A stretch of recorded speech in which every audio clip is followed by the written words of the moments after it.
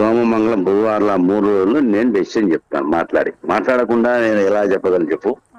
నేనైతే మా సంఘం మా ఎమ్మెల్సీ నేను పిఆర్టీ ఎమ్మెల్సీ నేను ముగ్గురం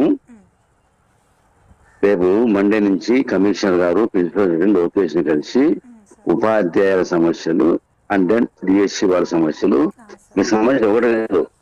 జనరల్ కేటగిరీ ఉండే వాళ్ళకు 45 సంవత్సరాలు యువకులు పెంచాలని 90 days కావాలని జిల్లాలో ఎగ్జామ్ ఒకటేసారి ఏ జిల్లా ఆ జిల్లా రెండోసారి ఒకటే పేపర్ జిల్లా బయట ఉండాలని